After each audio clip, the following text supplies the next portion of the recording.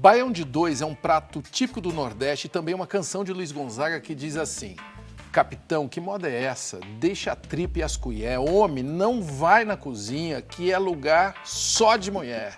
O meu convidado desobedeceu o rei do Baião, foi para a cozinha e expandiu o legado do pai, que inventou uma receita de caldo de mocotó. Legado esse que esse cara levou muito, mas muito longe. O chefe premiado da Nação Mocotó está aqui, Rodrigo Oliveira. Seja bem-vindo ao Provoca. Obrigado, professor. Uma alegria e um frio na barriga. É nós no frio da barriga e na alegria. Que vamos.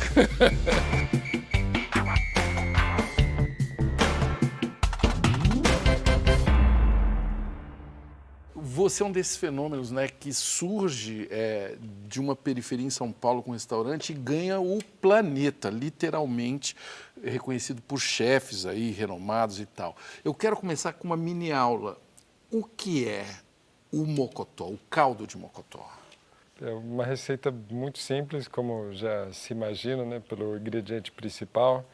É um cozido de pé de boi ou mão de vaca. Né? Inclusive em Portugal parece que chama mão de vaca, né? Que são mais diretos, né? E eu aprendi, não tem muito tempo, por que a gente sempre fala pé de boi e mão de vaca, e não o contrário? Por que pé de vaca e mão de boi? Por que não? Por quê? Pois eu vou ter o prazer de te ensinar uma coisa. Vamos. Eu que aprendo tanto com você. Porque o boi faz xixi para frente. Então, as patas dianteiras vão se impregnando desse cheiro ao longo do tempo. Sim. E aí não são usadas comercialmente. Ou especialmente não eram, né? Porque hoje com os criatórios, as técnicas modernas, você supera isso. A vaca faz xixi para trás. Por isso que você... A mão, ela usa... Você usa a mão da vaca e o pé do boi. Eu aprendi isso com Dona Ana Rita Suassuna, outra grande mestra aí. E é o pé literalmente? Literalmente. Qual é a parte A exata? equivalência né, ao corpo humano seria justamente o pé, que é feito de puro colágeno, não tem praticamente nenhum músculo, né, então é gelatina pura. E aí esse pé é cozido, aí com esse caldo, né, você tem uma base muito rica, cheia de proteína né, e colágeno. E aí entram aí o que os nordestinos chamam de todo tempero. Cebola, alho, pimentas, pimentão, cominho, coentro, indispensável, colorau, né, urucum. E é isso. E aí ele ganha corpo não só com essa própria gelatina, né, que se incorpora ao caldo, mas também com mandioca, uma base de mandioca in natura. E essa é a receita clássica. Esse programa é assim, é aquele programa que eu já estou com água na boca já no começo, né?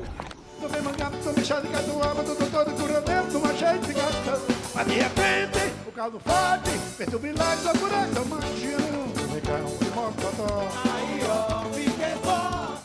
O Genival fala, obviamente, com as suas letras fantásticas, fala da potência masculina, mas também talvez da recuperação de alguma ressaca. Funciona para isso? Não? Funciona muito bem, porque especialmente né, quando bem preparado, acho que isso se aplica a tudo, né?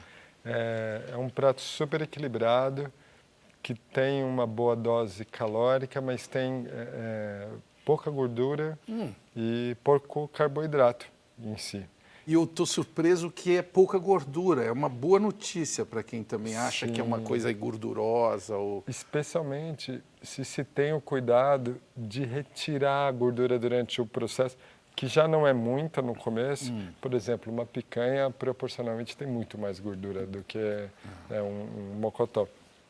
E meu pai, seu José Almeida, sertanejo, cozinheiro intuitivo, sempre teve esse cuidado de equilibrar as receitas, sabe, sacar os excessos, né?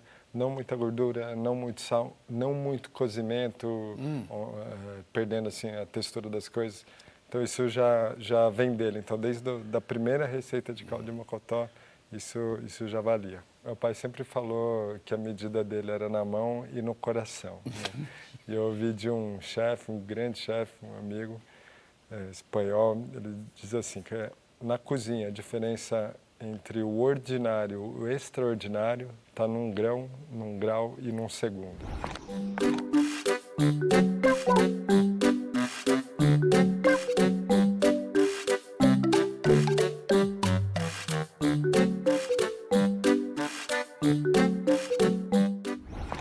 Mocotó fica na Vila Medeiros, zona norte de São Paulo, longe dos bairros badalados da cidade. Por que essa escolha de permanecer lá? Para que serve um restaurante se não para restaurar? Né? Vem daí a palavra. E aprendi com a Adriana Salai, minha esposa, que é historiadora, pesquisadora de história da alimentação. A gente estava se conhecendo, eu já apaixonado, né? Ela me perguntou, mas você sabe para que serve um restaurante? Eu pensei, eu vou dar uma resposta super romântica, né? Pomposa aqui. Aí fiz aquela história da natureza, a cultura e tal. Ela falou, legal, mas não é para isso não. Falou, um restaurante serve para fazer com que as pessoas saiam melhores do que entraram. Restaurar. Literalmente, é para isso né? que serve. E aí isso transformou completamente nossa visão do negócio. Coisas que a gente já fazia intuitivamente, né, se tornaram muito mais conscientes. Né? Porque se o restaurante pode restaurar fisiologicamente e emocionalmente, né? Porque quem nunca se sentiu acolhido ou restaurado por uma refeição ou por um sorriso, né? Por um contato, acolhimento, um ambiente, né? Mas também a gente extrapolando essa ideia pensou, se um restaurante pode restaurar uma pessoa, será que ele pode restaurar uma comunidade?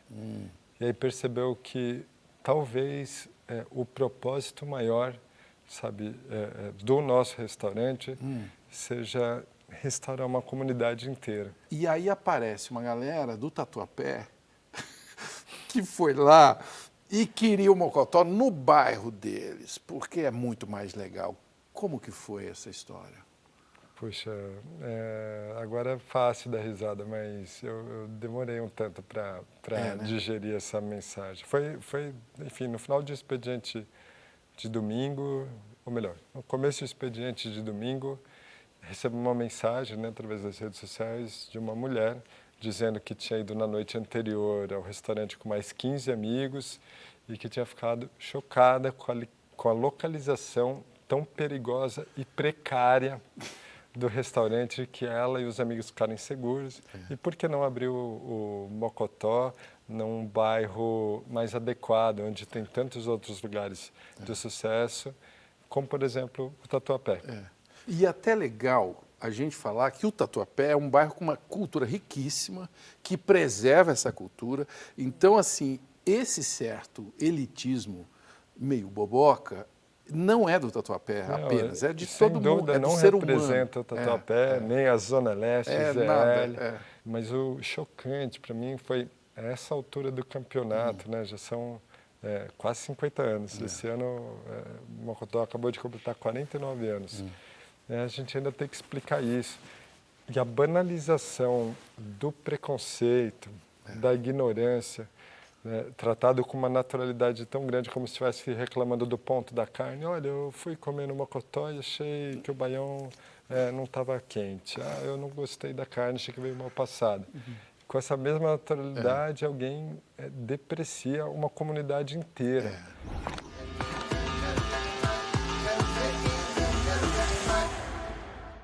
É importante dizer que a sua cozinha cresceu.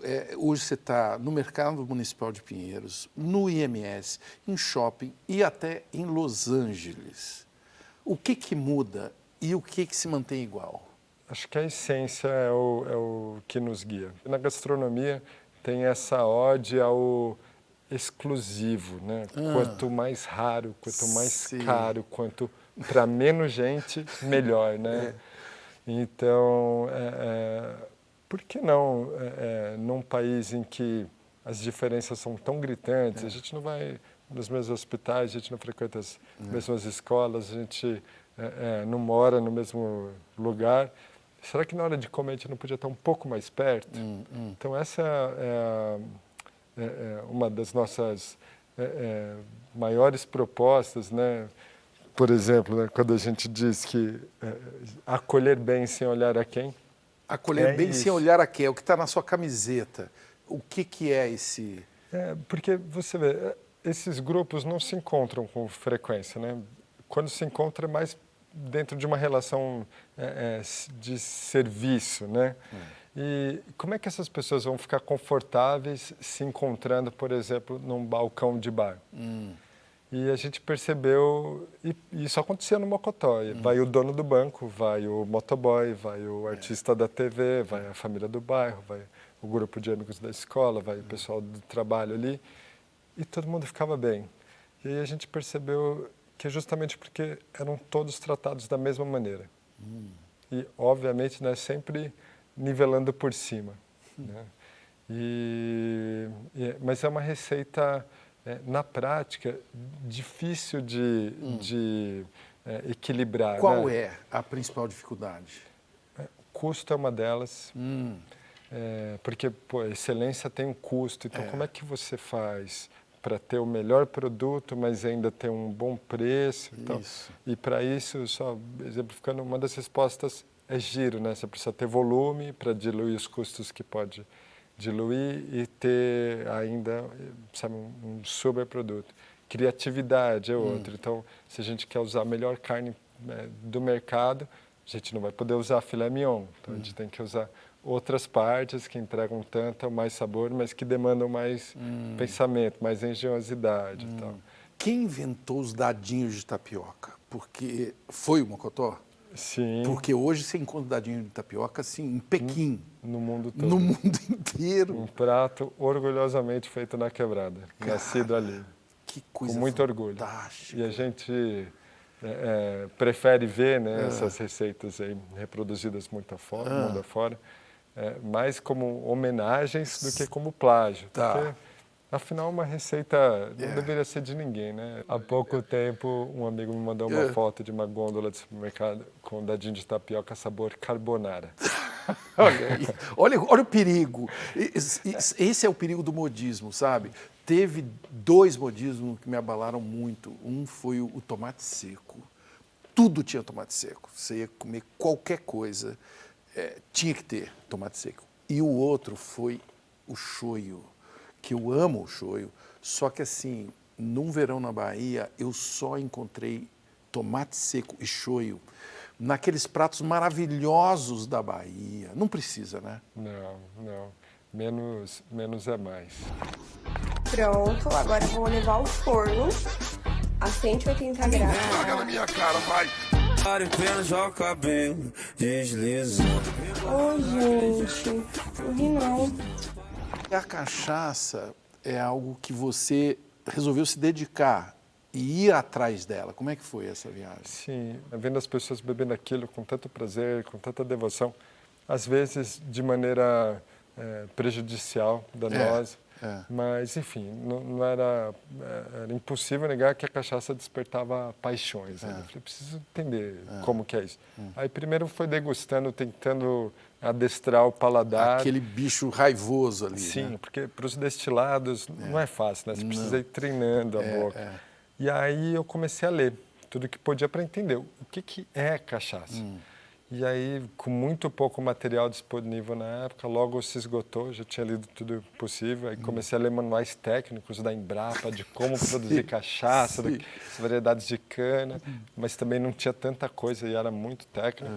Falei, agora só resta ir a campo. E aí eu saí, né, primeiro por Minas, né, que era a grande referência, mas aí com esse novo momento da cachaça, onde a gente começou a olhar com o devido respeito para a bebida, aí comecei a correr o Brasil todo, do Rio Grande do Sul, que hoje faz cachaças excelentes, tão boas quanto as melhores de qualquer outra região notória aí, né, produtora, até o Nordeste. Todo canto, né?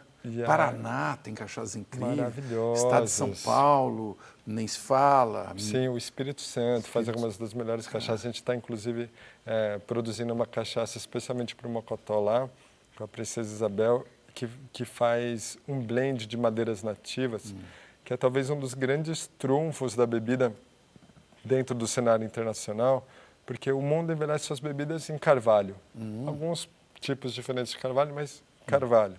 E a gente tem sassafrás, vinhático, bálsamo, burana, garapeira, ipê, amendoim. Sassafrás é uma madeira incrível, né? Maravilhosa. O que é o sassafrás? Fala aí, porque isso precisa ser mais conhecido. Olha, eu não sou um cachaçólogo formado, mas a madeira em si, a madeira no geral, ela afina a cachaça, né? Toda a parte mais volátil, mais pungente vai se perdendo, né? Por conta dessa porosidade dessas trocas, né? Gasosas aí. E aí, por sua vez, a madeira retribui, entregando seus óleos essenciais, aí, cor, aroma, e sassafrás, por exemplo, vai deixar uma cachaça muito redonda, untuosa, que a gente chama, né? Isso parte do álcool, parte da própria madeira e muito pouco óbvio, né? Porque você bebe uma bebida envelhecida, seja rum, seja uísque, você tem aquelas notas previsíveis. Agora você bebe uma cachaça envelhecida em madeira de jaqueira, do que esperar disso? E aí quando você começa a fazer os blends entre essas madeiras, essas bebidas, as possibilidades são infinitas. É infinito. Na hora que você vê, você já está muito longe, inclusive. Para lá de Bagdá. Olha só, é um intervalinho aí rápido para você se preparar para o banquete que vem aí no próximo bloco, onde nós vamos aprender os segredos da cozinha brasileira autêntica com o chefe Rodrigo Oliveira do restaurante Mocotó. Um beijo aí para toda a Vila Medeiros, Zona Norte de São Paulo. Até loguinho.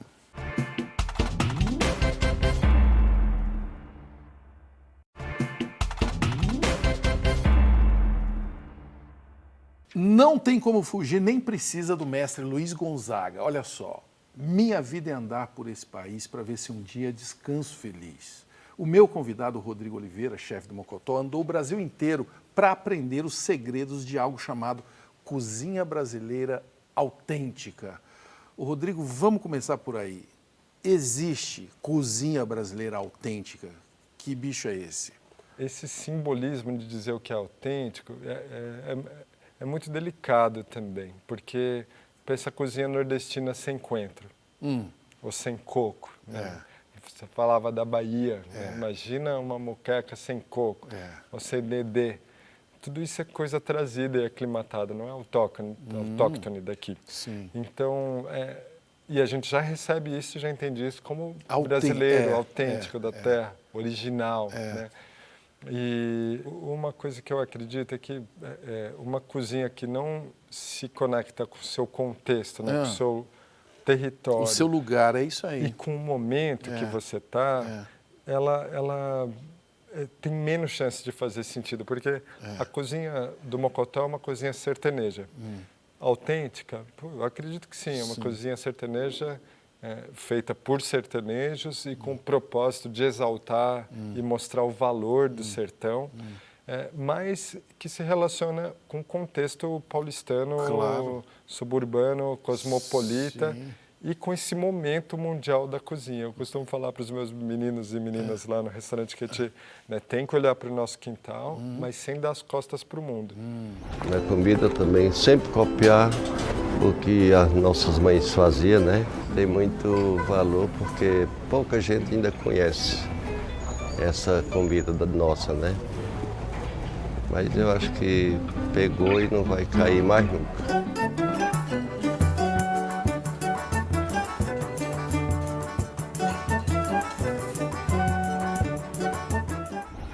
O que você faz em Los Angeles, no Mocotó, que é diferente? Porque eu sei que você usa os ingredientes locais.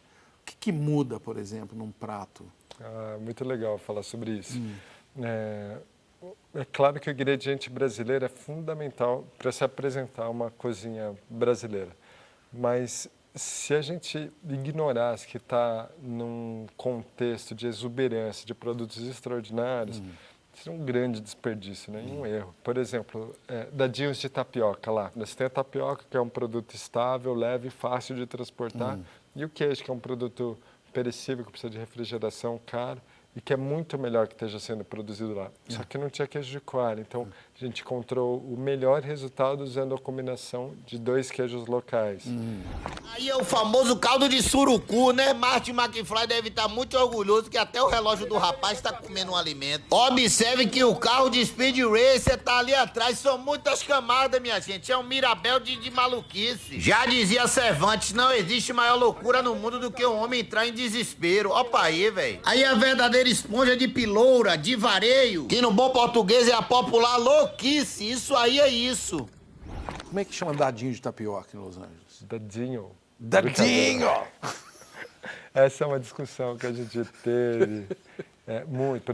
É igual caipirinha, né? Caipirinha, claro. Por exemplo, o nosso restaurante chama Caboclo, lá em Los Angeles, né, e mostra justamente essa mistura que é o brasileiro, né, de sangue, de culturas e tal, de biomas. Então a gente pensou, o que a gente coloca, né? Dadinhos de tapioca ou tapioca dice? Não faria o menor sentido. Seria a mesma coisa que você ir num restaurante japonês e, em vez de encontrar sushi, encontrasse peixe cru laminado sobre arroz ligado, grudado, igual sua mãe não quer fazer em casa. A gente tem que assumir esse papel, claro, sabe, de cultural, difusor de cultura. E o restaurante é isso, né? O negócio do restaurante não é arroz e feijão, ou caipirinha, ou vinho. O negócio é gente. Só que mais que isso, acho que o nosso negócio, a nossa especialidade é relacionamento. Né? Porque uma pessoa já é uma complexidade em si. Mas quando você cruza e junta, aí é um mundo. E é isso que o restaurante faz. Ele faz pontes, né? Esse cara, com essa cara de garoto, tantas cozinhas para cuidar, ele é pai de 5 filhos. Ensina a gente como ensinar a criança a comer direito. Melhor educação é o exemplo, né? Então, se você cozinha coisas boas e se a família come coisas boas, a chance da criança comer coisas boas é infinitamente maior. Não ter besteiras em casa ajuda demais, sabe? Não ter aquela tonelada de snack. Porque quando seu filho chegar e falar, pai, posso pegar um docinho? Tô morrendo de fome. Tô com muita vontade. É impossível falar não. Mas se você, em vez de ter balinhas e marshmallow, tiver uma maçã... uma mexerica. Ele vai pedir uma maçã, claro, vai pedir uma mexerica. Só que, é claro, né, quando a gente fala do Brasil, a gente está falando de realidades muito diferentes. A gente está num país onde uma banana é muito mais cara do que um pacote de bolacha recheada, né? Então, a escolha do que vai comer não é uma realidade para a maioria das pessoas. Não é para poder né? escolher, para poder optar. Então, por isso, e a gente tem atuado muito perto da comunidade desde o começo da pandemia, e percebeu que a gente não está em posição de mas isso é uma porcaria, não come isso. Não, muitas vezes é o único recurso que ela tem para fazer um momento de alegria para uma criança que está ali, um pacote de bolacha recheada. Okay, ready? No eating eggs. Crack and put it in. What? No, we're not eating flour. 2 cups. Antes da cozinha, você fez gestão ambiental. É preciso plantar muito para alimentar tanta gente?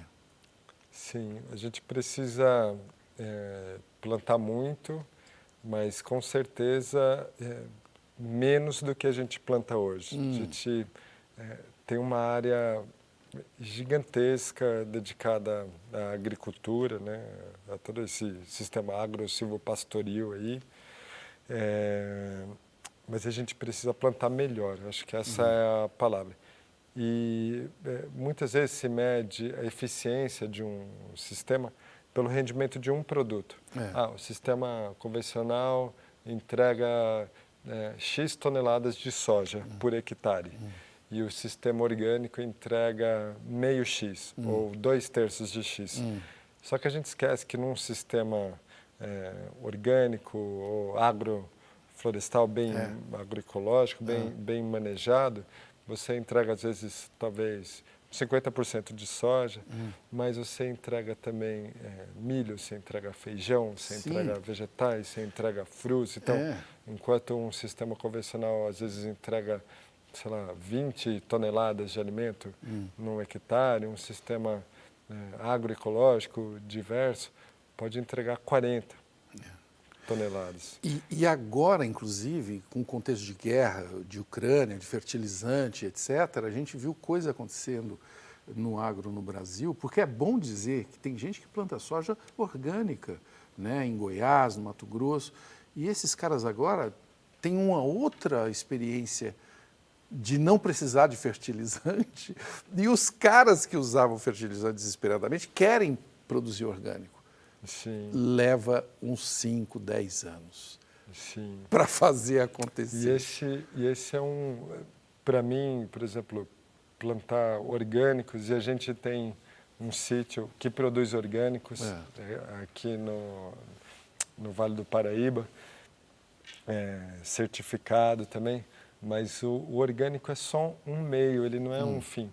Porque eu penso assim, a gente não deveria se orgulhar de ser orgânico, isso é o mínimo. Isso é o básico. Sabe, não envenenar a terra, não envenenar a água, não envenenar as pessoas que estão trabalhando ali, que estão comendo aquela comida, deveria ser o mínimo.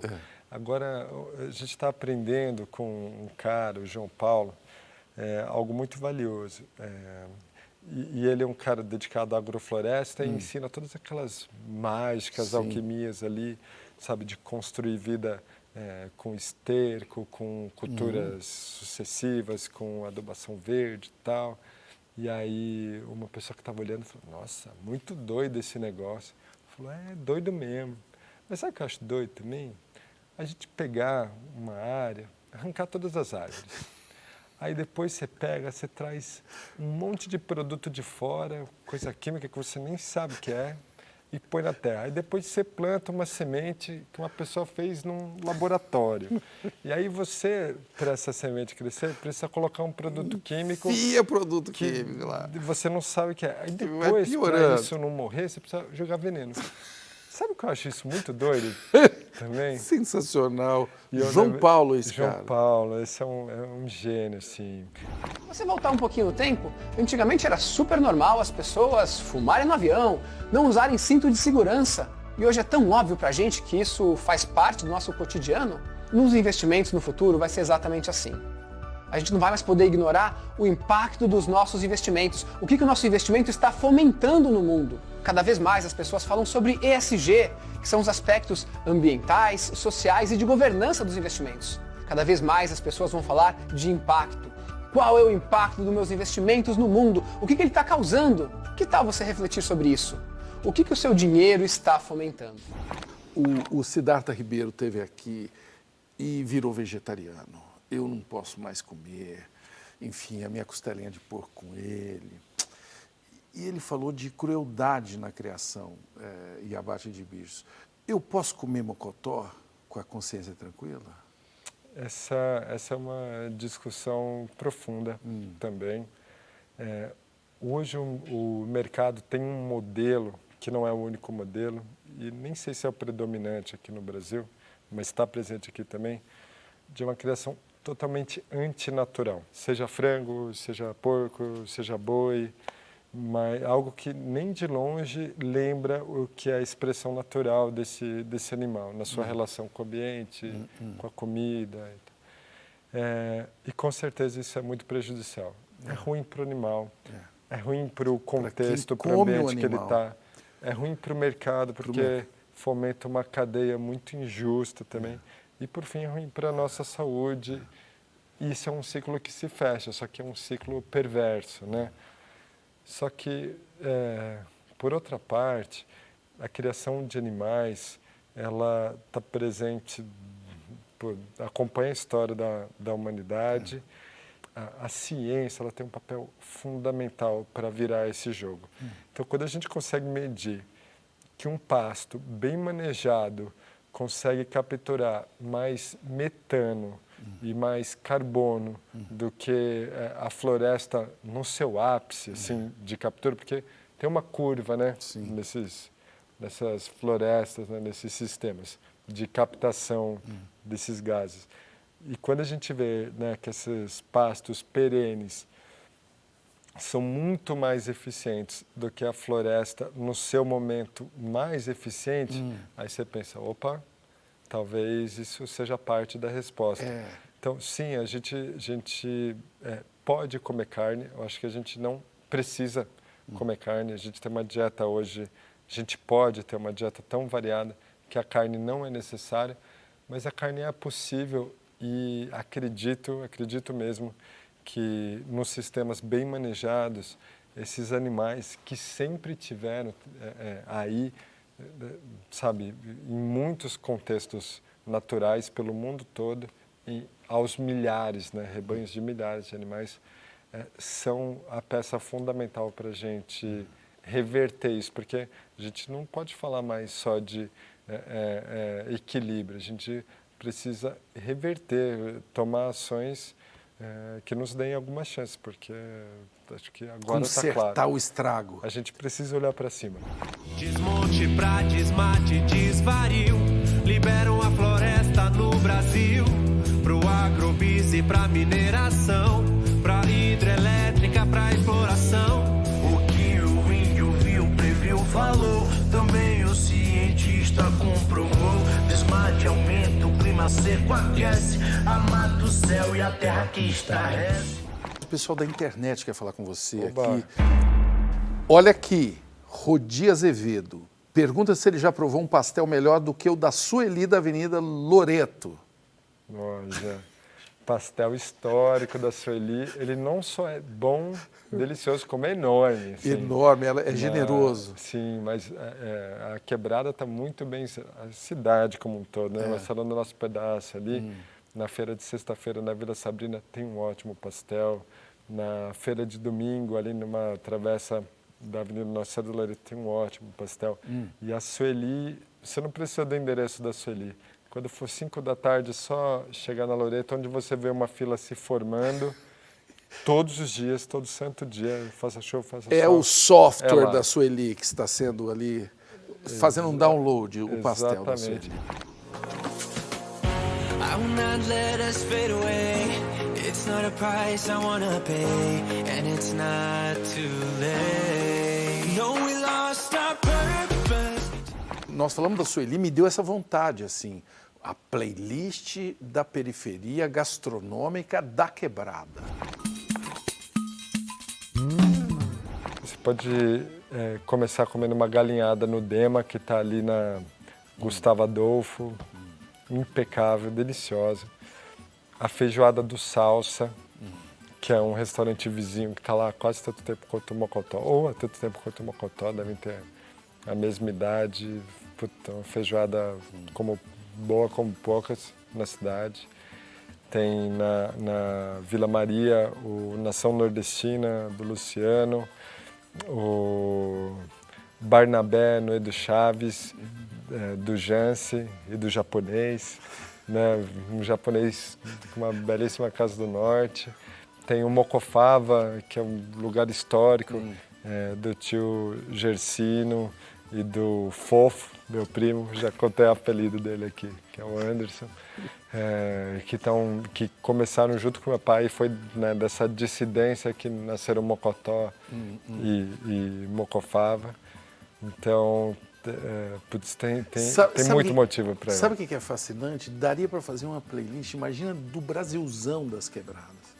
Que riqueza que temos aí, hein? Sim. E às vezes a gente fica contando 3, 4 restaurantes só numa Eu cidade. já tenho um nome até para essa playlist, que podia ser Comendo pelas Beiradas. Comer pelas beiradas, mas já é, né?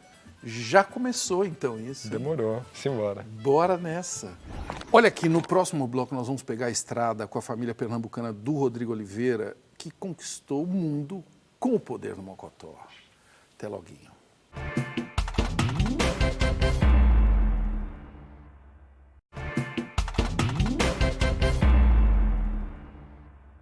Quando o Lua, o Luiz Gonzaga, voltou ao agreste pernambucano, já superstar, o povo de lá fez um alerta que virou música. Luiz, respeita Januário. Tu pode ser famoso, mas teu pai é mais tinhoso. Assim como o Gonzagão, o meu convidado, o chefe Rodrigo Oliveira, é herdeiro de uma tradição que começou com Zé Almeida, o pai dele. Ô Rodrigo, houve um momento em que você ficou se achando e precisou de alguém te dar um toque assim para baixar a bola? Olha, acho que como filho de sertanejo, você não tem sequer a chance, sabe, de estufar o peito e tentar dar uma de galo ali. Você já nasce sabendo o seu lugar. E meu pai é um grande homem. Foi um grande empreendedor, um cara que batalhou demais, assim, imagina a origem mais desfavorável possível, né? Nordestino, semi-analfabeto, pobre, não preciso Chegando dizer. na cidade de São Paulo. Migrante.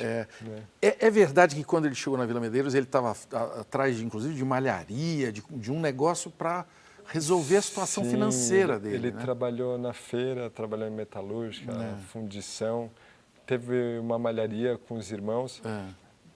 Foi aí que juntos os três, eram 3 irmãos da malharia, pensaram, poxa, se a gente abrisse uma Casa do Norte, que talvez nem todo mundo esteja familiarizado com o que é uma Casa do Norte, mas é um misto de empório e bar, meio que uma embaixada, né, nordestina, onde os migrantes reuniam ali, então tinha a sacaria, você comprava fava, farinha, comprava carne seca, queijo de coalho, mas também uma peneira e óleo, enfim.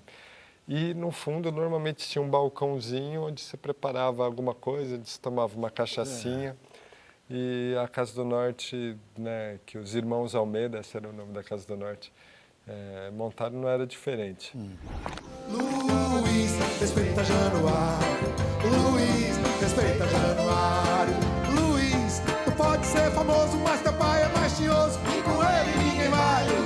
Luiz, respeita os 8 baixos do teu pai. Respeita os 8 baixos do teu pai, Luiz. Respeita os 8 baixos do teu pai. Respeita os 8 baixos do teu pai, Luiz. No começo trabalhávamos eu, meu pai e mais 3 pessoas. A gente fazia tudo, a gente abria a casa, a gente cozinhava, a gente servia, limpava os banheiros, saía fazer as compras na Kombi azul, da qual eu tenho saudade até hoje.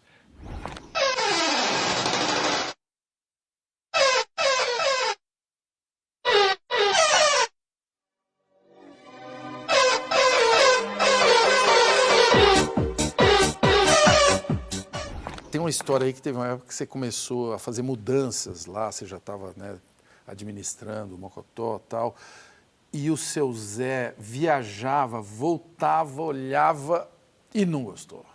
Essa talvez seja a história que muda a história, né, da nossa casa. Meu pai é um sertanejo, né, duro, avesso à mudança. Talvez para as origens dele e para a realidade que tinha naquele momento, o negócio, o restaurante já era complexo demais. Então, para que mexer em algo que está já há 30 anos? Mexer no quê, por exemplo? O que você mexia que ele não gostava? Olha, eu acho que eu mexi numa coisa só, lá, tudo. Então, para nossa cozinha não tinha coifas, nossa cozinha não tinha fogões profissionais, nossa cozinha não tinha gás encanado, eram dezenas de botijões domésticos que ficavam... né? Que perigo, assim. Nossa geladeira não gelava, o forno não assava, as coisas estavam todas remendadas, escoradas ali. E meu pai tinha uma paixão pelo sertão, então a gente cresceu, eu e meu irmão, vindo, ano que vem a gente vai voltar. E eu entendo isso. Um amigo, Luciano Suassuna, falou uma vez que onde a terra é mais seca, as raízes são mais profundas. Então eu nunca encontrei um sertanejo que não tivesse esse desejo visceral de voltar para a terra, né? Voltar para as suas origens.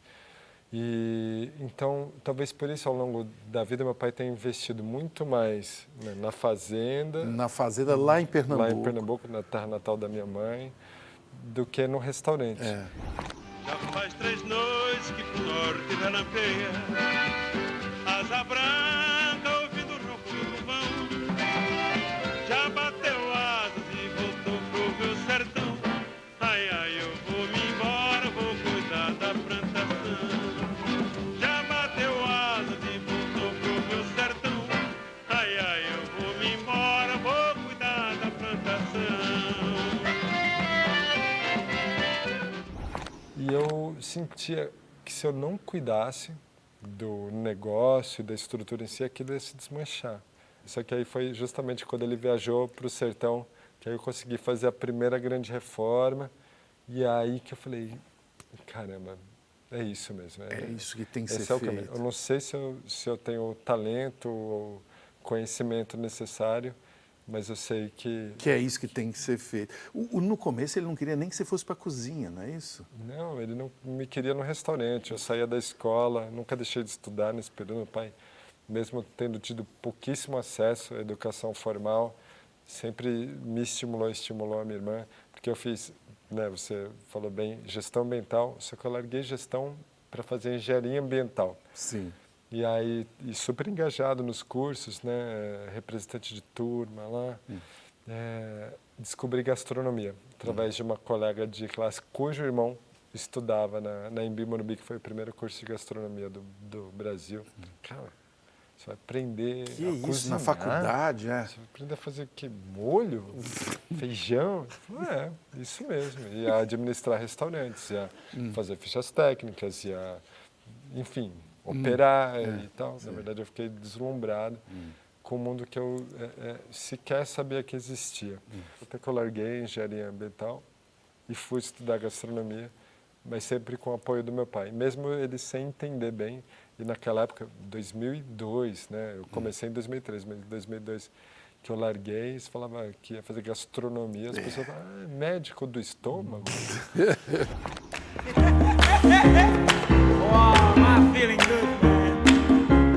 Now suddenly you're going to be an artist. Well, be an artist on your own time. It's my restaurant. You threatening to fire me now? I'm telling you what I'm prepared to do if you don't cook my menu. As reportagens sobre Mocotó sempre falam do seu pai. E nem sempre falam de Dona Lourdes. Que ela nos deixou aí recentemente, em 2019. Sim. Quem foi essa mulher tão discreta, Rodrigo? Olha, essa mulher tão discreta foi a grande responsável pelo sucesso do Mocotó, pela perseverança do meu pai, pela minha temperança em lidar com todas as negativas do seu Zé. Quando assumiu o restaurante, ela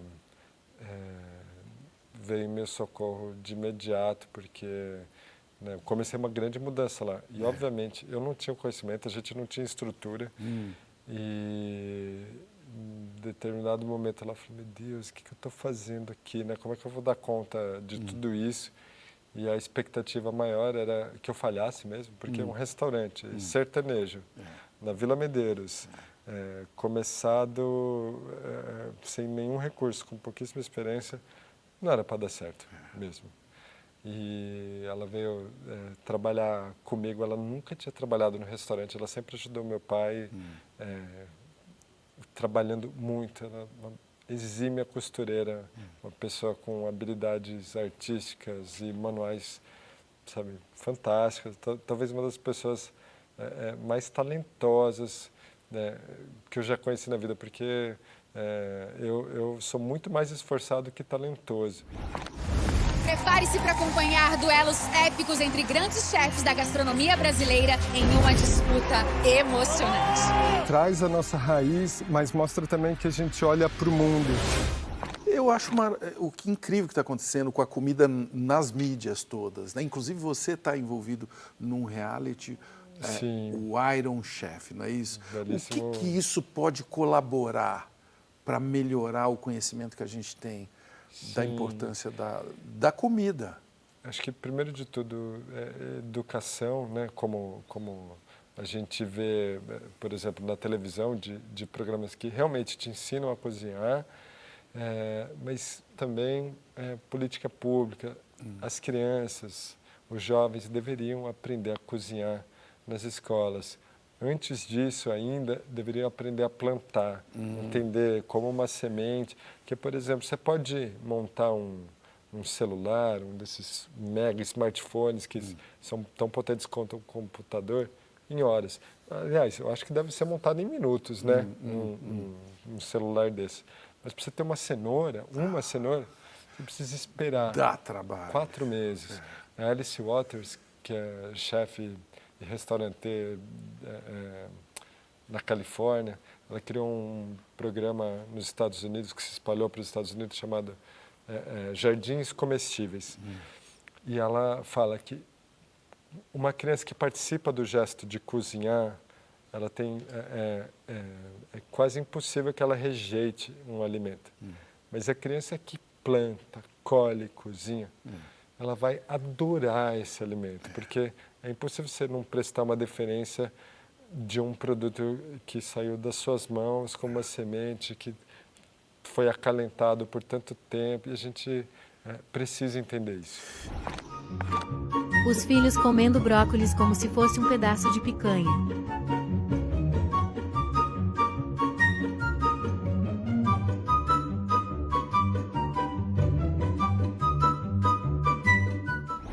Você tem uma memória, primeira memória assim da Vila Medeiros? Quando meu pai comprou a casa própria, a primeira casa, que é onde ele mora até hoje, e um sobrado, né, uma casa grande assim, e nos levou lá para conhecer, já no dia da mudança. Olha, isso foi chocante, assim. O quê? Não, aquela escada, sabe, palácio, gigantesca. né? Uma garagem que cabia 4 carros, né? Assim, que era o lugar onde a gente fazia todas as nossas festas, né? Eu lembro da festa de 15 anos da minha irmã, naquela garagem. Um quintal, os quartos.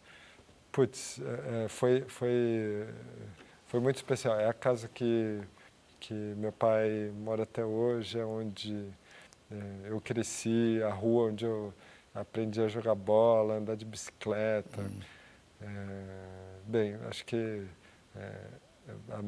a minha vivência de verdade na Vila Medeiros começa ali. Você chora? Casa. Se eu choro? Nossa, eu choro em comercial de TV. Eu choro ouvindo música. Qual foi a última vez que você chorou?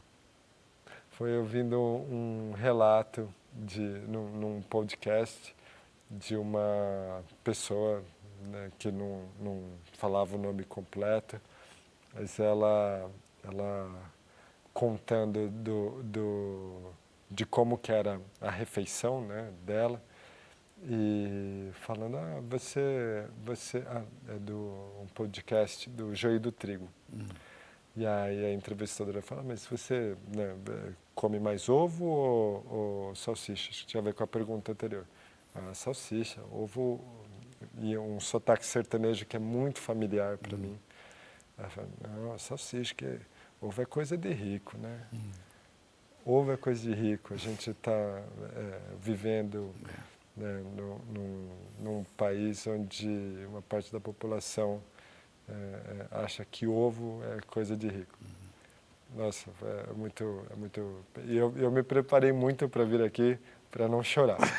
Então, falar da minha mãe é muito difícil, falar do começo do restaurante, do quanto de estigma a gente enfrentou, porque a cozinha nordestina sempre foi vista como pesada, grosseira, pobre, feia, né?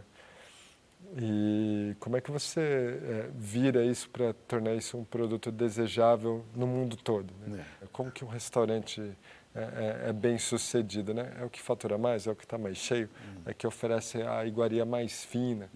Mas o que a gente entende como reconhecimento verdadeiro, e daí vem os prêmios, é que a gente conseguiu construir uma linguagem que dá conta de contar dessa origem sertaneja, desse contexto suburbano, dessa narrativa de alta gastronomia que se construiu, né? Então, de alguma forma, de construir uma linguagem que dá conta disso tudo e que é entendida no mundo todo.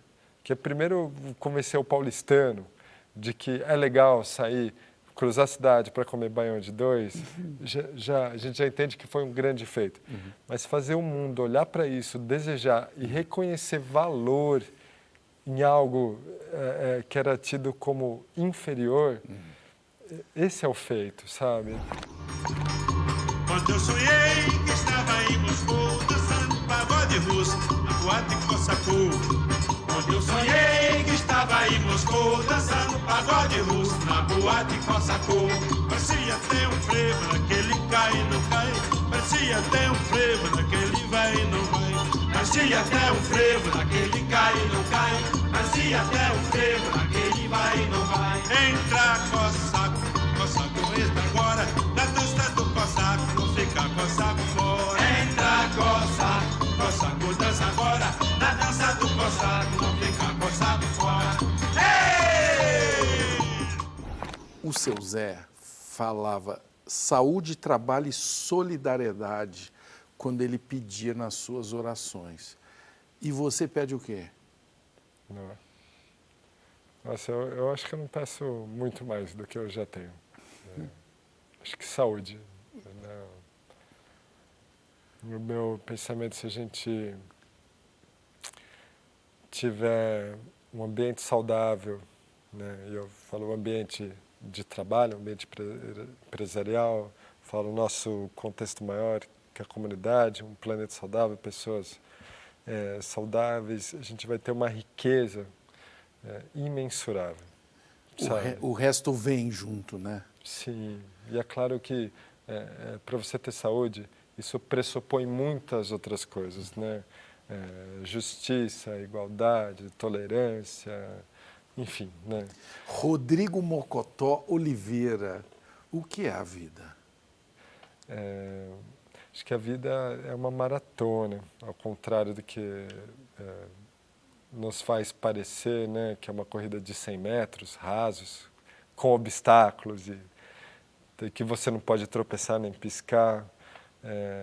Eu acho que a vida é uma corrida longa, que você não pode nem se queimar no começo, né? Gastar todas as suas energias ali, nem perder o foco de onde você está indo, mas também não se apressar para a chegada, né? Porque a chegada é num instante, mas é a corrida que interessa, né? Eu gosto de esportes, então talvez essa seja a primeira analogia, né? Mas eu gosto de pensar na luta também, sou praticante, aprendi com um amigo, eu dizia para ele, minha meta, meu sonho é chegar na faixa preta, né? Ele fala, legal, mas eu não sei se você sabe, você começa a aprender na faixa preta, né? Então é isso, né? A gente vai falando sempre, vai falando, chega lá, né? O cara chegou lá, olha, ele tá lá, ele tá lá. Não, mas quando você sobe a montanha é só para ter uma visão maior de tudo, né? Não é a montanha em si, não é o pico. Então é isso, acho que é uma maratona sem fim. Rodrigo, se você chegar lá no céu e Deus pedir assim, faz uma coisinha aí para eu comer. Caldo de mocotó, com certeza. Eu deveria ter feito você assumir um compromisso no ar mesmo, para não ter escapatória de nos visitar. Mas então nós ainda estamos no ar, é isso que você não sabe. Mentira. Vila Medeiros, é um compromisso que está sendo assumido aqui. Agora quero ver, hein? Até breve aí, Quebrada, Zona Norte. Nós. É nós.